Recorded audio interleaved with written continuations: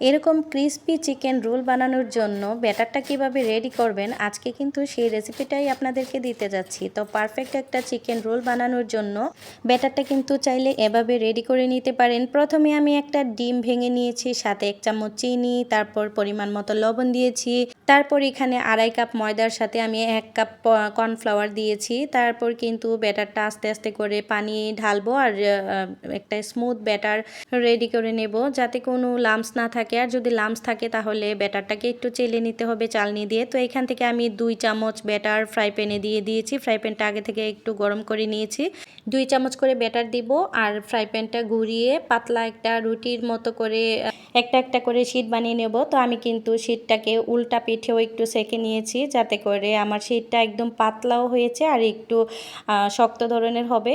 এই যে আমি প্রত্যেকটা শীট কিন্তু এভাবে উল্টে পাল্টে ভেজে নিয়েছি হালকা করে। তো পাশে থেকে আমি বানিয়ে নিচ্ছি রোলগুলোকে। এক সাইড থেকে চিকেনের পুর দিয়ে একটা ভাঁজ দিয়ে দিয়েছি, তারপর চতুর্দিকে কিন্তু ময়দার যে ব্যাটার করেছিলাম সেই ব্যাটারটা চতুর্দিক থেকে লাগিয়ে দিয়েছি, এটা আঠার কাজ করবে। তো তারপর 2 সাইড থেকে একটু ফোল্ড করে নিয়েছি, তারপর কিন্তু ঘুরিয়ে ঘুরিয়ে একদম একটা রোল বানিয়ে নিয়েছি। খুবই সহজ এভাবে রোল বানানো।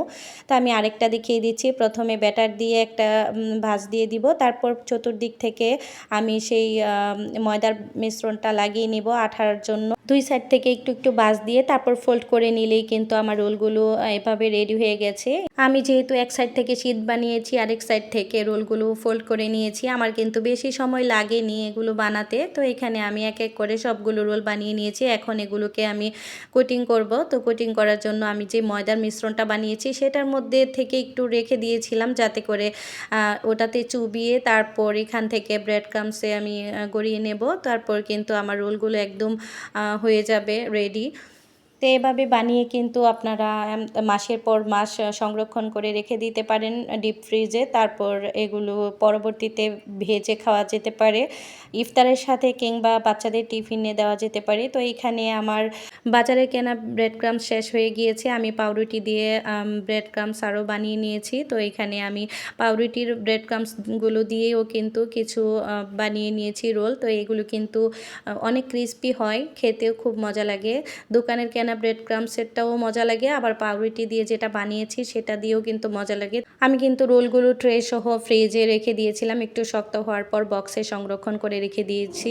তো এভাবে বক্সেও রাখতে পারেন, আবার জিপলক ব্যাগেও রাখতে পারেন, যেভাবে রাখতে সুবিধা মনে হয়। আমি কিছু ভেজে এখন দেখাবো। তো এখানে তেল গরম করে নিয়েছি, তারপর কিন্তু রোলগুলোকে দিয়েছি।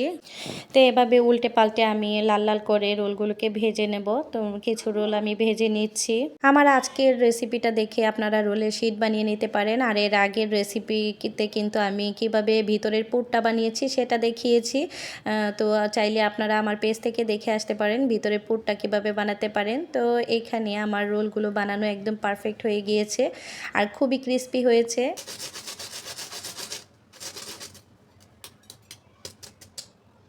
ভিডিওটা ভালো লাগলে একটা লাইক দিয়ে কমেন্ট করে যাবেন। আল্লাহ হাফেজ।